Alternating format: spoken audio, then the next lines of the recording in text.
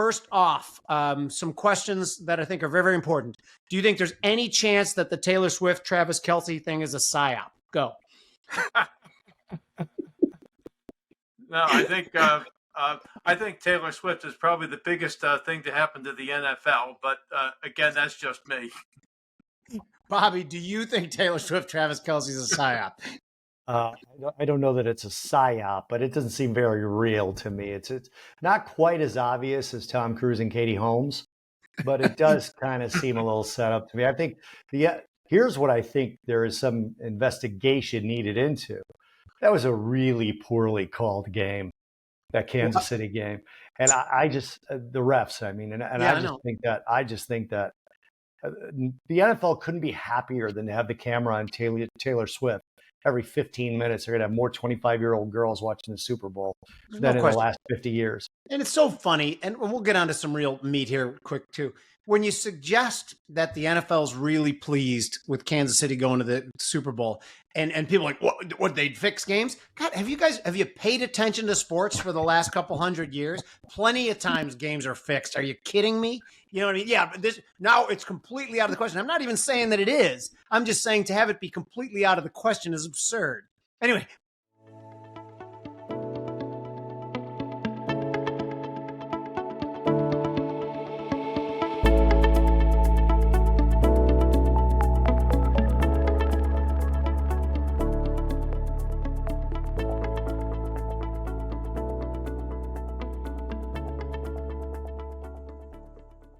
Here we are. Welcome to the Future's Edge podcast. I'm Jim Murio. As always, executive producer and co-host, brains behind the operation, Bob Iacchino. Today, and you guys know who watch this show, 70% of the shows we do are financial and economics and trading shows. And we like it, and that's going to stay the same. 30% of the shows we do are things that are special interest to us. And something today we're going to talk about is going to be very interesting to all of you, and that's taxes. We have Jim Bennett from the Fair Tax Institute. What's your title there? Can I call you CEO? Let's call you Grand Poobah of the Fair Tax Institute.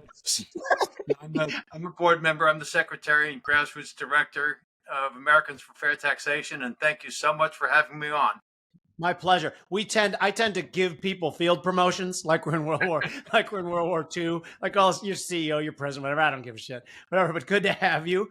There's rules for our podcast. Is that there's no rules. If you swear, we're fine with that. One thing that I think you'll like about this podcast is, and because I have a crap ton of questions about this, because I find it fascinating. And I read your website twice today. And the people who listen to our show are financial people, traders. They tend to have relatively deep pockets. When we had Vivek on our show early in his career, we raised a lot of money for him in a relatively short amount of time. And we're very, very proud of that. So if we can find something that people like, I do think people will open their checkbooks and give some money. First off, tell us the history of the Fair Tax Organization. Sure. Well, three people in Houston got together, and they were on Fortune 100 boards. And they realized as they were going to board meetings that they spent more than half of their time talking about taxes. And they thought, this is ridiculous. If we could spend 100% of our time talking about how to make our goods more efficiently and more responsive to the wants and needs of consumers, and we could just completely forget about taxes, we would have a much more vibrant economy. So they decided to go to some academics in Boston. They told the academics, come up with a system that's going to be more efficient, more transparent, less of a dead weight to the economy, less discriminatory, and above all, fairer, and see what you come back with. And they committed to follow whatever the academics came up with. And they thought, well, the academics are going to come up with some kind of a flat income tax. And to their surprise, the academics in Boston came up with a national consumption tax. And there's a general consensus among economists that consumption tax is more productive and more efficient and more helpful to the economy than income taxes. And so that's what these people decided to follow. Now, the three are no longer with us, but they turned the organization over to a grassroots organization. And I was somewhat of a latecomer to the game because all this took place in the mid-90s. even before I ever heard of this, I thought my father told me that a sales tax is more efficient to collect than an income tax. But I had no idea that there was an organized effort to have a national consumption tax. And when I heard about it on the radio, I decided I have to get involved. So, to my wife's consternation, that's what I've been doing ever since. That's fantastic. Okay, but now when I hear, and I read your website, like I said, I went over it twice today because I think it's fascinating. There's a couple of questions I have, and I'm going to list what my concerns are, and then we're going to handle them one by one, and then we're going to bring Bobby in too. But consumption tax, in a dynamic economy, do we want to be in a situation where in some ways we're discouraging consumption? And then two, the second part of that question is going to be, is it realistic to think we can get politicians on board with that? Let's go with the first one. What are the studies shown about, does it decrease the motivation to consume, and could it stagnate the economy because of that? Ordinarily, you would think that, but with the fair tax, there's an offset. Because not only do we have the consumption tax, we get rid of two taxes. We get rid of income taxes, death taxes, and we get rid of payroll and self-employment taxes. And if you look at what the most regressive tax is in today's federal tax inventory, it's the payroll tax. Now, we don't get rid of the programs that the payroll taxes fund. We get rid of the payroll tax itself. So if your concern is that by having a consumption tax, we're going to discourage consumption, what you have to look at are the offsets. And the offsets pretty much offset any kind of a dead weight that a consumption tax might possibly have on the economy. The other thing that the fair tax does is it only taxes new tangible goods sold at retail to a consumer in the United States. And it also taxes services. No exceptions, and I'll get into a minute into what we have instead of exempting food and clothing. I think just to answer that part of the question, first of all, you're not going to have, I think purchasing power is actually going to be greater under the fair tax on the long run than what you have today because we don't punish thrift, effort, and productivity. The second part of your question, sure, it's a climb. We've been trying to do it since I think 1999, when the fair tax was first introduced in Congress. The big pushback comes from Congress because Congress members look at the tax code as the big ATM. They can hide spending because instead of spending outright, they can spend through the tax code by giving exemptions and deductions and loopholes. And that way, they don't. They can actually hide spending. That I think we call it spending through the tax code. And if we didn't have those loopholes, I think the tax collections would increase enormously. The big problem is with Congress. Our push right now is we do have some state initiatives, and we think that if we can get one state up on the scoreboard with at least a state level consumption tax with I'll get into it in a minute with the family consumption allowance, which keeps the tax from being regressive. And that's the big howl that you're going to hear from one side of the aisle. Then we think that, and shows success, we think that that's going to put pressure on other states and eventually upward pressure on the federal government. And coming on shows is going to create the grassroots pressure that is what we need in order to get the momentum going. So, Jim, do you guys have sort of a framework of what it would look like, and how flexible is it at your organization? In other words, it is a national sales tax. There's obviously, I've looked into it as well, there's something called the prebate. Can you talk about the prebate, the poverty level, and where the actual level of tax is, and where is there flexibility, if any, to get these kind of things through a Congress, whether it be state or federal? Sure. And obviously, you've probably heard some of these attack ads saying that what we want is a 30% tax on everything you buy, food, clothing, and everything else. And they don't bother telling you the other half of it. The rest of the story is that we have a family consumption allowance, which you've just referred to, Bob, which is somewhat our equivalent of the standard deduction on the income tax. And what it is we no longer have well, first of all, why don't I go ahead and tell your listeners what the fair tax is? It's a bill in Congress, H.R. 25, which is what it's been for the past few Congresses. And what it does is it replaces subtitles A, B, and C of the Internal Revenue Code.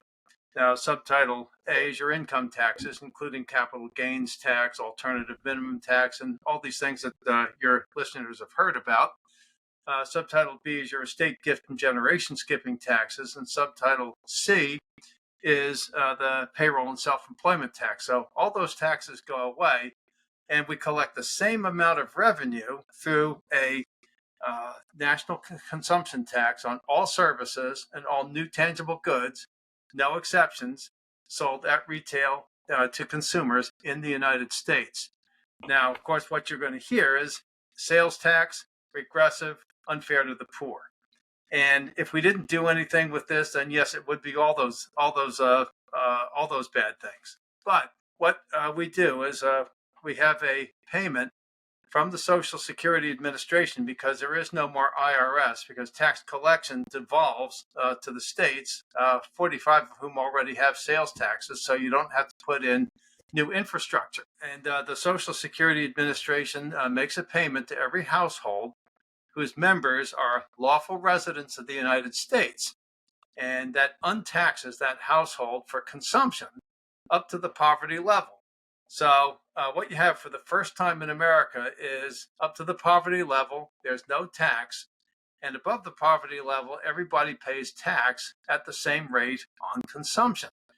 And theoretically, consumption is something that people can control. Your income, you can only control in a very tertiary way. And then the government gets a piece of your income through withholding before you ever see any of it. This way, you're in control of when you pay tax and how much tax you pay through your consumption choices. And there's no other tax that's ever done that, except state sales taxes. The states have chosen to, instead of having what we call it in our jargon, the prebate, states generally exempt food, they exempt clothing and certain things, and you get into big discussions about what's food, what's clothing, what's exempt, what's non-exempt. This way, nothing is exempt, but we reimburse at the beginning of the month every household for consumption up to the poverty level. And that's it. It's very simple. Okay. Has there been any countries in the last 50 years that have instituted anything resembling this? We don't have any countries except maybe Qatar. I think some of the Gulf states, the wealthy oil states, that I don't think they have an income tax. Hong Kong, I believe, before China marched in, recently had an income tax, and it was a fairly flat tax, but it didn't have a sales tax. So that made it a sales tax haven. If you look at the states in the United States that have done relatively well in both good times and bad, they're Texas, Florida, Nevada, South Dakota, Alaska, Washington State, and I think most recently Tennessee. Tennessee had a income tax on investment income and just did away with it. So now Tennessee, I think, has something like that. But none of those states have what I just described as the prebate. So that would be something new. I think they exempt clothing and things like that. They go the traditional way. And Florida and Texas have corporate franchise taxes. So they're not true macrocosms of the fair tax, but they're a step in the right direction. And there are states that have done relatively well, and people seem to be moving to them. So they must be doing something right. Bobby, why is everything so expensive? Just to put a point on this, I haven't brought my lunch to work in 20 years, and my 3 eggs and bacon used to cost $7. Now they cost $14. My wireless bill was so expensive. Why the heck is wireless so expensive?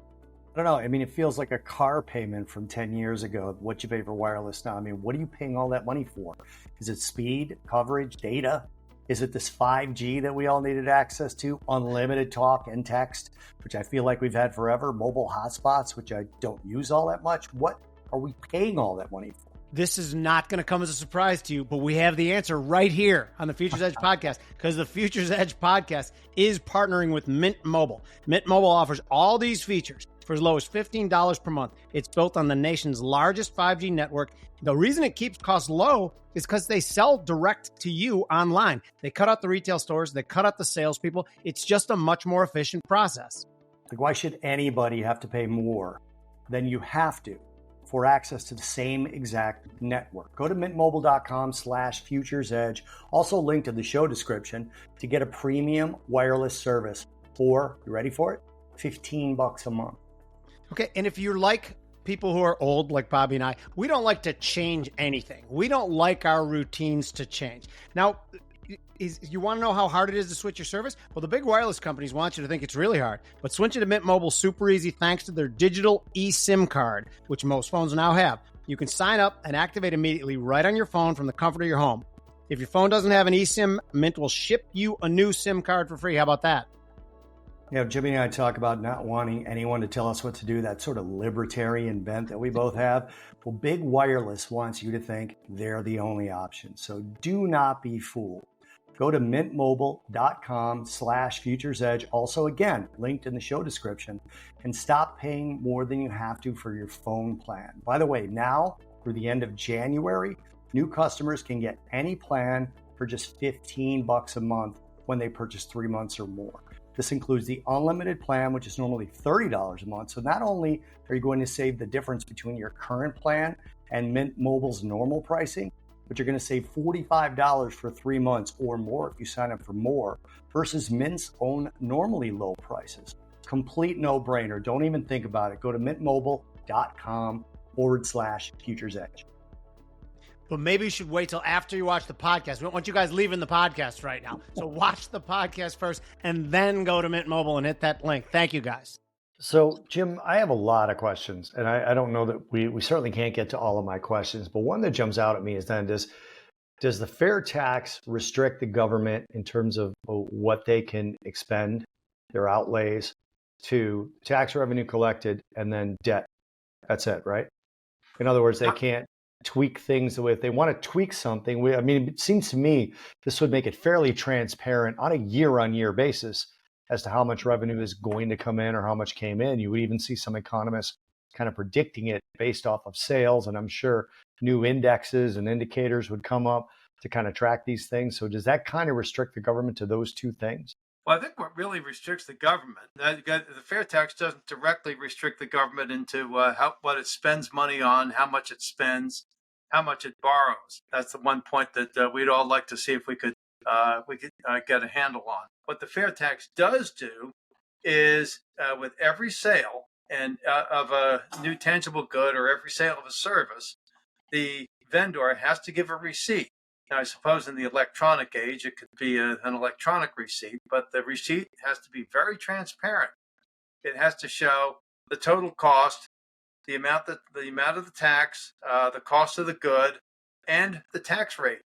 And so when people see that, let's see how much of the federal budget today is debt, and how much of it is raised by taxes. I suppose maybe a quarter of it's debt. So when people see that 75% of the cost of government every time they go to Starbucks and buy a latte, we would hope people would say, "My goodness, we can see how much the government's costing a lot," and that might get some people interested in putting pressure on their elected representatives in keeping the tax rate low. And we think that if the economy grows, there's a possibility that the rate could actually go down. So indirectly, there would be somewhat of a control, but again, it's up to Congress what it wants to spend and how it wants to spend it. So my next question then goes to some of the effects. It's actually kind of a two-part question. Number one, do employers, FICA goes away for the employee. Does it go away for the employer? Yes. Right? It does. Okay. So that's a little bit of extra to the company as well. And then they could theoretically, I don't know how the math works, but they could theoretically use that to offset the excess taxes they now have to calculate and pay out. I don't know if it's monthly, quarterly, annually. It doesn't really matter for what I want to ask you.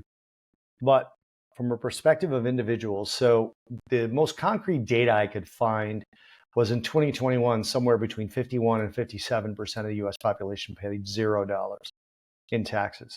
I don't know which one of those is correct, and this was 2021. I didn't trust any of the other data I found.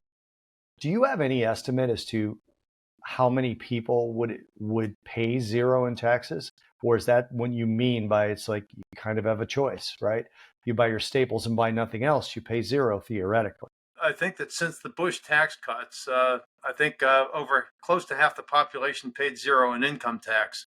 Now, as we all know, if you're a W-2 employee, you do pay payroll tax, and there's no way to get away from that unless you're working under the table. One of the advantages of the fair tax is that everybody pays tax when you go to buy something, and you have to buy something even if you have to sustain yourself up to the poverty level.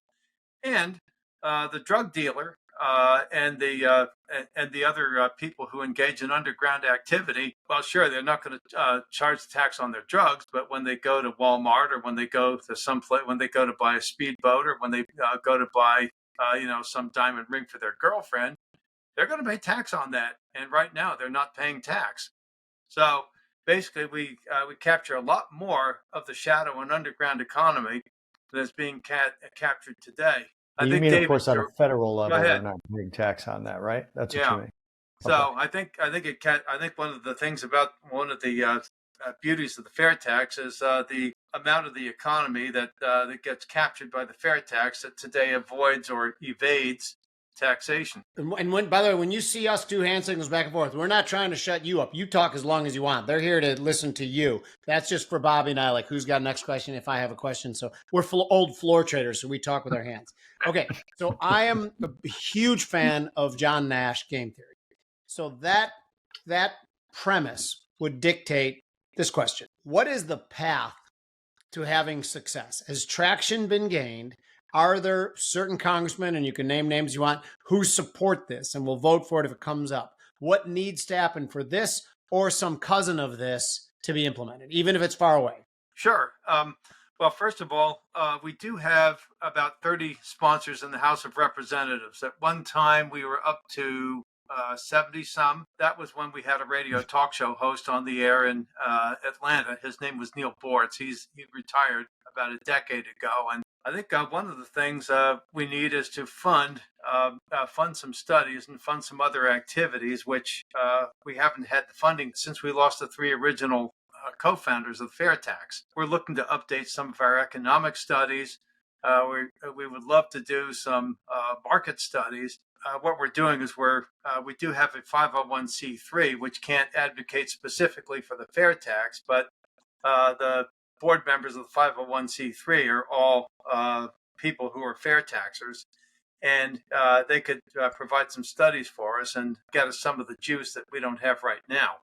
Right now, we rely on small contributions from a subscriber base. We do have something going in Nebraska, which is a state level fair tax. The only difference is that they're not going with the prebate, they're going with exempting groceries. And we'd have to defer to them because they know what their constituents want.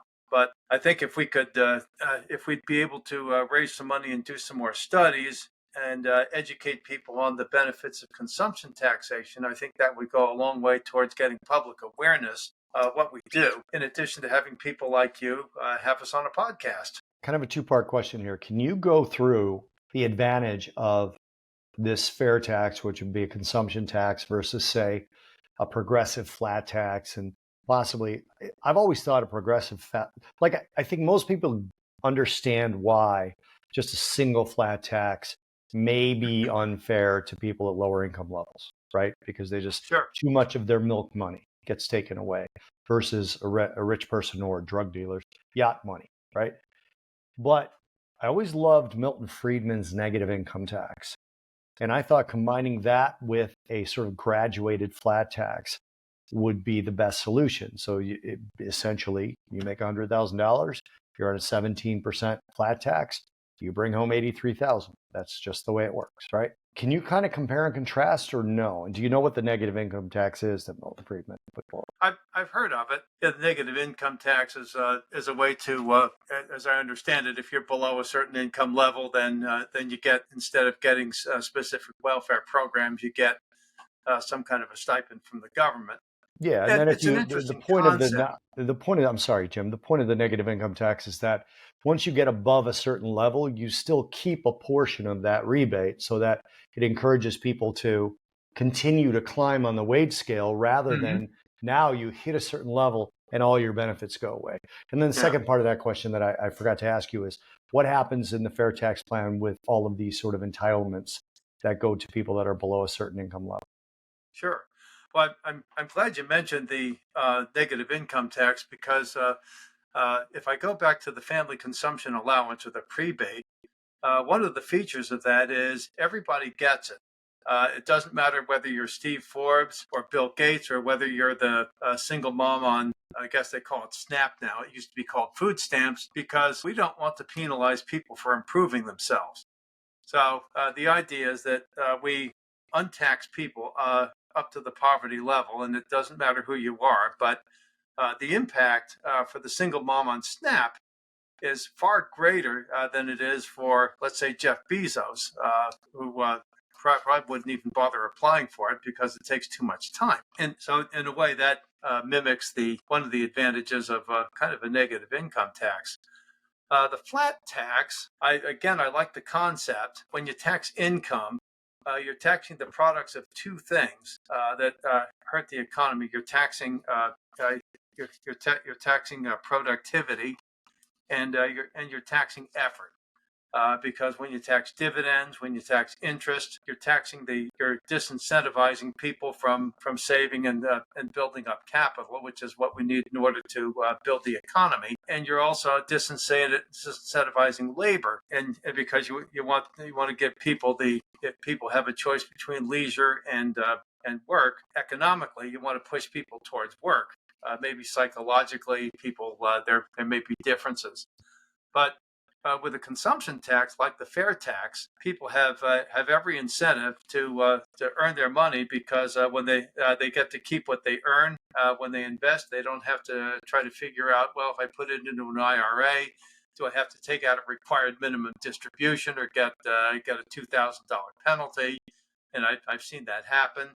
Or businesses don't have to worry about transfer pricing and things like that because all that goes just out the window. The only thing a business is concerned about under the fair tax is, what do I do that makes business sense? I think in my mind is one of the big differences. And another thing you have to think about with a flat tax is, how long is a flat tax going to stay flat? A flat tax is still an income tax, and you have two considerations within any kind of an income tax. It's the identity of the tax base and the timing of the taxable event.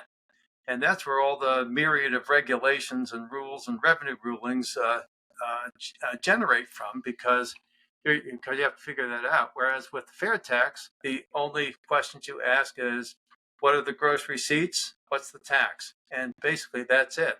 So I think the fair tax has a greater likelihood of maintaining its integrity over the flat tax. So that's why I think the fair tax has a clear advantage with consumption taxation. Bobby, there's $4 trillion a year collected in taxes by the federal government. Sound about right? It sounds about right, right? Yeah. $4 trillion a year probably, and they spend about, let's call it $5.5 trillion, which is, completely absurd. So by your calculation, because I do have a question about incentivizing international travel, going to Europe instead of going to Florida. If by going to Europe, you're all of a sudden not going to be paying the 25%, 23% extra on everything you get there versus going on vacation to Florida, where, I worry about that. So how do you address giving people the incentive to not start spending their dollars abroad? Is that even a consideration? Well, that's interesting, and I'll get to one of my one of the subjects that I really love to talk about, because I used to live in Germany as a civilian on the economy. So I can tell you a little bit about how the income tax works. What happens is, if you travel abroad, let's say you go to France and you buy goods and services there, you pay their VAT, and you also pay their embedded taxes because when you buy something, France also has a corporate income tax, and it has social security taxes. And those aren't free because the companies that have to pay those pass those on to you as a consumer.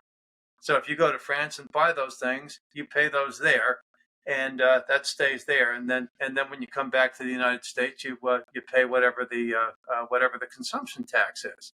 One real benefit to the fair tax is that we take out a lot of these tax costs that are embedded in the cost of producing goods and services, so that our goods and services leave American shores without those taxes embedded in them. in Europe and in other countries, the corporate income tax tends to be lower because they have a VAT. They have a national VAT. We don't have a national VAT. We just have state sales taxes, and those don't get remitted when goods and services leave the state generally. Imagine American goods. Let's say I don't know what do we make that's really good that Europeans like.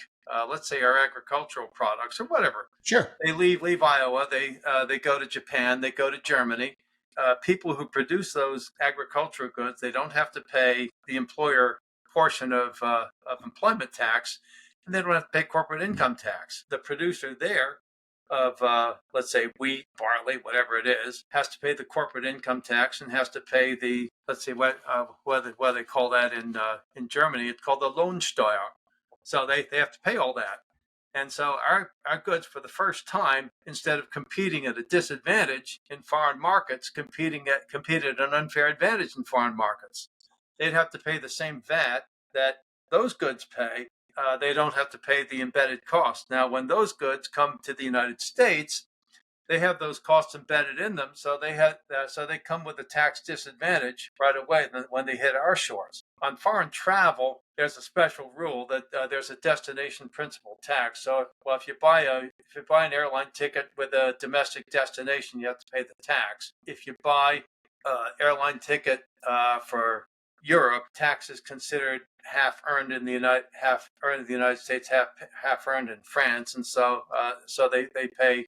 You pay tax on half the airline ticket. Same thing when on the reverse ticket. So, but basically, I think if you foreigners come to the United States, they have to pay tax on anything that they consume and use in the United States. Now, I guess if they buy it, say ship it to France, then it goes tax free. When they get a hotel room in New York, they're paying for yours and my Social Security. I think internationally, one of the strengths of the fair tax is exactly what it does for our goods and services compared to foreign produced goods and services. And this happens for the first time that we don't have today. So before I ask you this question, Jim, I want to make sure that I answered someone's question today directly. When I was talking to someone about you coming on today, I was really excited to have the conversation. They said, well, yeah, but if it's a sales tax, then they track you. The government tracks you. I'm like, what are you talking about? So well, how else do they know that you achieved that number that the prebate equals? And I said, the prebate comes to you, right? And I think you said earlier, it would just be administered by Social Security, which does a pretty good job of paying everybody out on time, right? So it would just arrive at your house. You would deposit it or electronic deposit, whatever, and there's your prebate. And then from that point on, everything gets taxed that you purchase, correct? In theory. That's correct. The prebate isn't based on what you earn. The prebate is based on how many people are in your household, and that's it. It doesn't matter whether you're Jeff Bezos or whether you're a single mom or whether you're a middle-class family. And they track you exactly the same way the government tracks you today when it pays your Social Security. So that actually sort of answers one of my next questions, which was, does the prebate come to every single individual from a 6-week-old infant or first time they get a Social Security card? Let's be realistic about it. And I think it would also sort of encourage people to get a Social Security card the second a child is born to start that prebate. So is that how fair tax envisions it? You have to designate who it is at the household who actually gets it. Or you can have two people get the prebate, but it's based on how many people are in the household. And also, it eliminates the marriage penalty because under the current guidelines of Health and Human Services, the first person in the household gets a certain amount. Everybody else gets the same amount, and the fair tax has that one little quirk that we like to reward people for getting married. No, Can I take a quick thing to mention real quick here, by the way, for people listening? For my entire life, the fact that the federal government has a marriage penalty, and I know it's gone up and it's gone down, to provide a disincentive for family formation is literally one of the most immoral things I've ever heard. I had two friends who, through two different reasons, were single and dating somebody else. And both of them said to me, one woman who's a dear, dear friend, her husband had died, getting married would have been bad because then her kids wouldn't have been able to get some of the benefits for school, for things like that. So there should never be a system where getting married should be a punishment. I'm sorry. Occasionally I grab my soapbox, Jim, put it down and go on a little bit of a rant, but please take the stage back. Oh no, I think that's a good rant. That's I don't think there should be a disincentive for getting married because we want to encourage family formation as Absolutely. a social policy. And again, we're this not theoretically, fair tax isn't political, but because we're just about a way to raise government money for the government that's more efficient, that's more transparent, it's less of a dead weight to economic growth, fair, non-discriminatory, unintrusive, all those good things. But and by the way, for people who think Jimmy just made a political statement, he didn't, because the fair tax would treat everybody the same, living together, single or married. So there would be no disadvantage or advantage. Politics out of it is what I was advocating for. Exactly. Yeah. I always like to point that out, Jim, because sometimes people accuse us. We're just saying something based on policy, and they say, the amount of times I've been called a Biden supporter and a Trump MAGA supporter drives me crazy. I'm like, every time you're calling me both. Dipshit come after you with fury. I'm actually neither. So my question now goes to used goods, because somebody brought this up to me, and none of this is my own thinking, Jim. I'm an idiot. But from the perspective of used goods would theoretically not be taxed. Is that at a retail level, or is that just on a one-to-one basis? In other words, if I go buy a house that's been lived in, or if I go buy a used car with 15 miles on it that somebody drove and said, I don't like it, and brought it back, what, if anything, are the sort of idiosyncrasies of the used policy?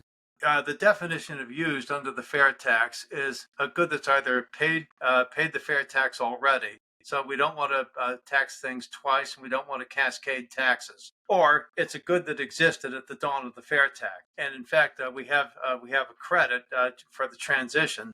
It's called an inventory credit. So if you're a car dealer, you have $1 million worth of inventory sitting in your lot, and it's already borne the incidence of the income tax, the embedded taxes, and all those things, doesn't pay.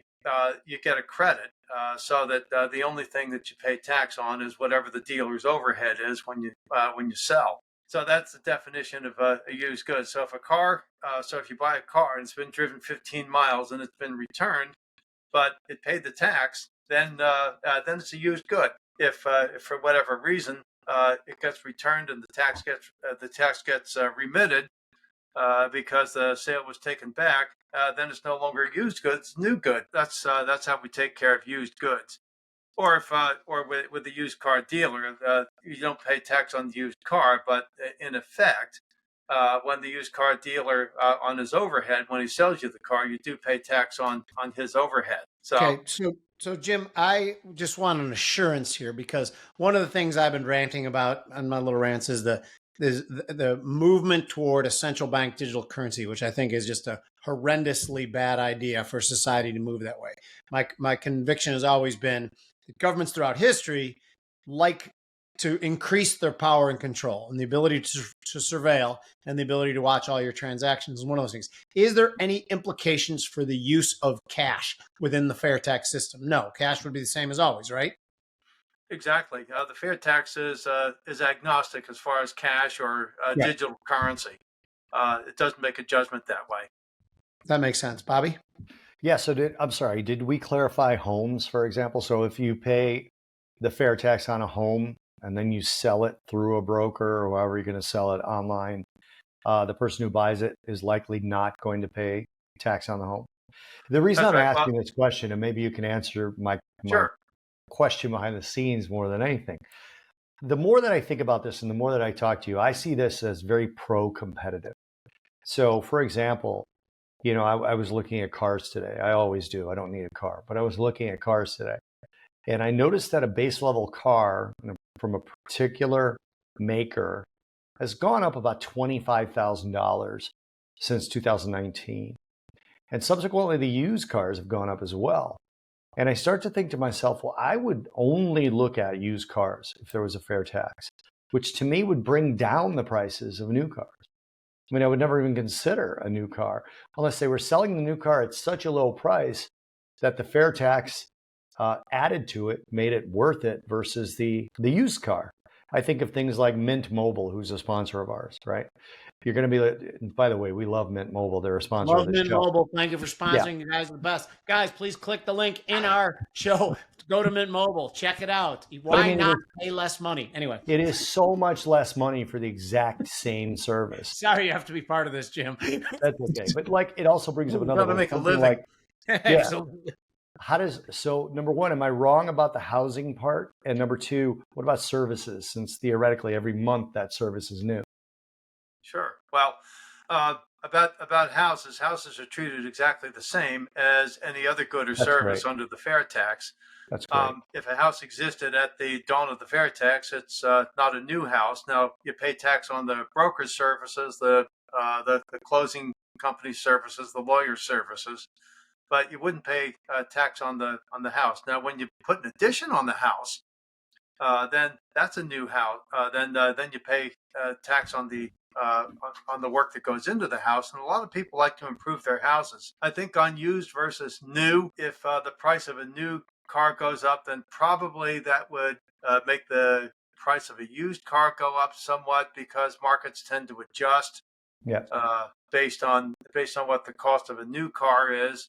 And of course, I can't tell you how the market's going to respond. I think eventually the fair tax does. I think environmentalists will like this, because the fair tax does encourage reuse of property, because used goods, in other words, goods that already paid tax, don't pay tax again, so you don't have a throwaway society. A quick thing, because something just dawned on me, is that during the current system for housing, everybody is so keyed into the fact that interest on your mortgage is tax deductible.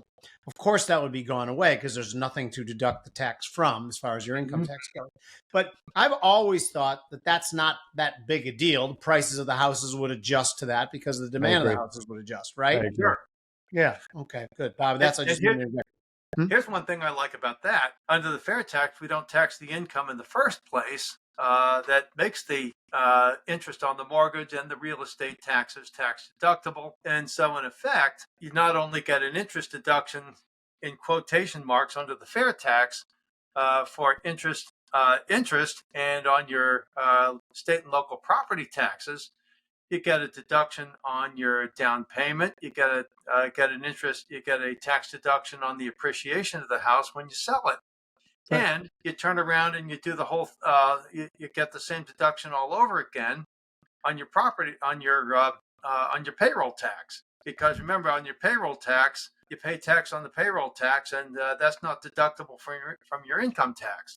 Okay. So I just want to make one point about that for the people too, and then Bobby, you asked the question too. But the fact that interest on your mortgage is tax deductible is a way of the government to wave their magic hand and favor certain assets above others. We've seen how that works out when they favor certain assets above others. We all lived through the housing bubble and its subsequent collapse. The fact that this pulls the government out and the people who have the money in their hand go after the goods that they want instead of the government favoring goods is inarguably good, in my opinion. Robert?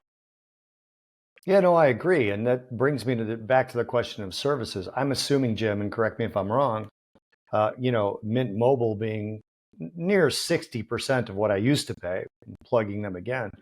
But every month it's a new service, right? So every month there's a new VAT. I called it a VAT, I'm sorry. Every month there's a new fair tax, right? Because it's a new service. It's theoretically. So anytime you use a lawyer, it's a service. Anytime you use a cell phone service or something like that, it's a new charge. It's a new purchase, correct? Correct. Okay. But there are certain embedded tax costs in providing the service that no longer exist with the fair tax. Predominantly the self-employment tax, which is 15.3%, and that comes out with the fair tax. So the provider of a service is going to get a certain offset and be able to provide the service to you at a pre-tax price below what that provider is going to be able to provide it to you now. So there's a certain benefit, and since you're no longer paying payroll tax, you're no longer paying income tax, you're going to have more money in your pocket to pay for that service. So I think in most cases, people will be better off. And by the way, if you're a retiree and you depend mostly on Social Security, there's a little chestnut in the fair tax that adjusts the Social Security benefit so that if the cost of living goes up due to the fair tax, the Social Security benefit is adjusted, so seniors don't get hurt under the fair tax. And those are the people who are least able to make adjustments in their lives due to economic changes. So this is, I want to throw this out, and this is more of a statement than anything. I'm not worried about the prices going up based on the fair tax at all, because as you said, number one, people will end up being either as net the same or better off. Very few will end up worse. This to me is one of the big positives is you just take what Jim and I normally do and you look at what's happened over the course of inflation, and as wages start to catch up, which they still have not caught up fully to where inflation went. If you look at the CPI as just an index rather than a rate of change, wage growth is still well below where the CPI increased to, yet we spend. So the minute that people see extra money in their check, they're not going to notice that their Mint Mobile bill has gone up by, a small percentage or point or whatever, because they just have more money and they don't care. If we were talking about this in Japan, I might worry about it. I'm not worried about it here in the US, where Japan is already a nation of savers. So I completely see the very first effect for people would be their increased paycheck, to me. Sure, right.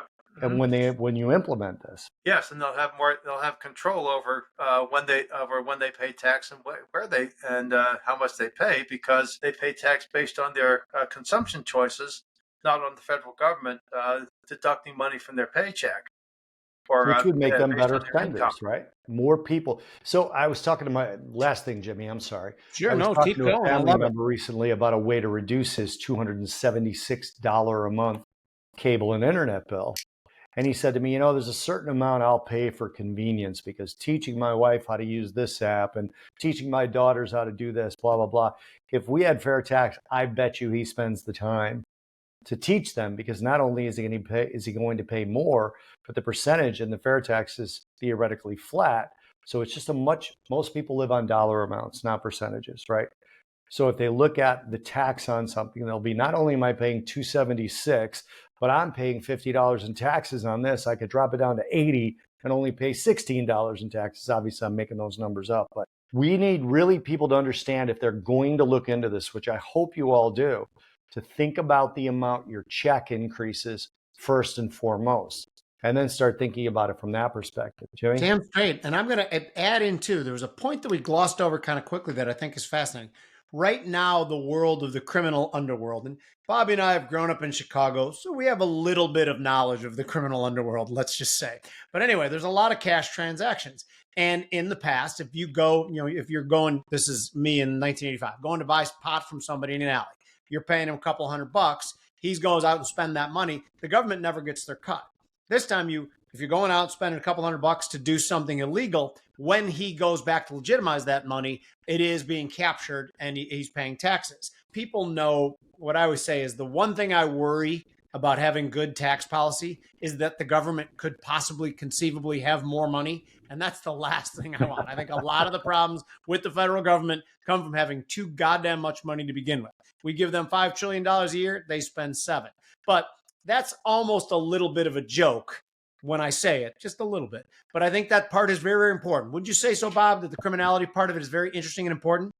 Yeah, I think it's huge, because one of the things you always worry about is sort of the black market, right? The under the table economies. But there's literally almost no reason for people to get paid cash. Obviously, you got Social Security and other things that wouldn't go away, but there's almost no reason for people to get paid cash under the table now if you had a fair tax system. There's some, but it's certainly greatly reduced.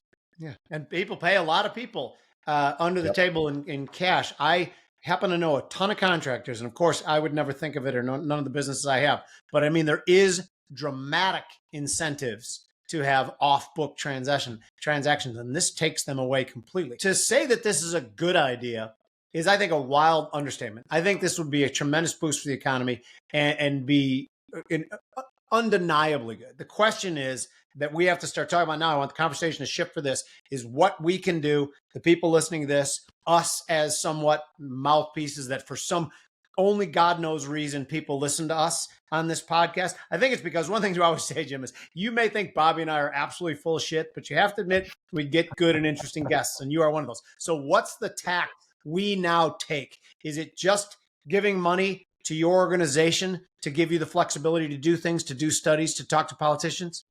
Well, we'll never turn that down, but I think the most important thing to do is to get on, go to fairtax.org and go down to Get Info. Because if we get on our list and you start getting information every week, you get a chairman's report, you get my grassroots corner, which I write every week, and then you get a couple of guys from North Carolina and Florida. They're called the Fair Tax guys, Bob Paxton and Bob Scarborough. And they put on a podcast called Fair Tax Power Radio, and which is completely different. So it doesn't compete with you guys. You'll get exposure to the fair tax every single week, and you'll start to get the message. And you'll be able to. I think that's the most important thing you can do. So here's my plea to you guys. I'm not going to, who are watching this, I'm not going to ask for money, but there's 2 reasons.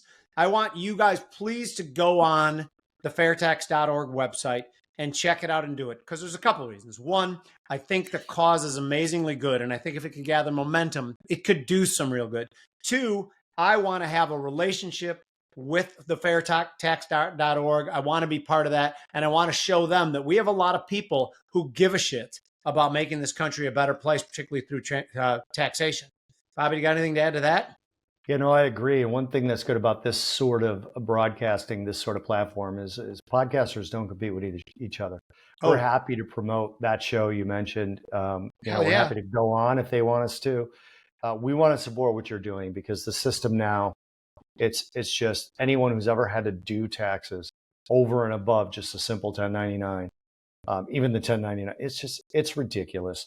And funding agents and everything else that has to go on with it, it is one of the biggest waste areas in the U.S. And the only way to you could marry a tax attorney, which I did, which was a fabulous idea. I don't know shit about taxes, and I don't need to. Old Peg in the next room has got her hat on. Absolutely has to be grassroots. So thank you so much for having me on. I think podcasts like this is the way to get the word out. Because the way to grow the movement, make the fair tax happen, is through the grassroots. Because we need everybody getting in touch with your Congress. We call them the Congress critters on Fair Tax Power Radio. Getting to them, tell your friends, family, colleagues, neighbors about the fair tax, and get the word out. But hopefully someday, very soon, we'll get it done. God, it's beautiful. It sounds like blue skies, and it sounds like happy days, but it is going to be a fight. Clearly, we've laid out a long road ahead, but again, we like a good fight. And by the way, back to the competition thing, we love competition in podcasting and from radio shows, because we are so damn cocky that we think we're just got a better show than everybody else. And we were born cocky. I'm not sure that it's anything that we've reinforced in each other. Yeah, we should have you on that show. Absolutely. Do they ever talk about macroeconomic stuff? That's kind of what I don't know if you know much about what Bobby and I have done. We've been traders for 37 years. I'm an analyst for hedge funds and things. So our skill is trading, bolstering with macroeconomic thesis and fundamentals. I just gave a speech in Arizona on Thursday to a group of farmers, by the way, who wanted a macroeconomic viewpoint. It was so much fun. Those guys are smart as shit, Bobby. You should see how the questions that farmers ask. They know finance, they know growing, they know a lot of stuff. Yeah. Anyway, let's wrap it up. This has been a ton of fun, Jim, and hopefully we can drive some traffic to your website and ultimately, wink, wink, drive some money to your website from our people. Yeah, we say we only want you to go to the website, but we're transparent. We deep down want you to write a check. Okay, let's get it out there. Thank you, Jim and Bob. Cheers. It's been a pleasure.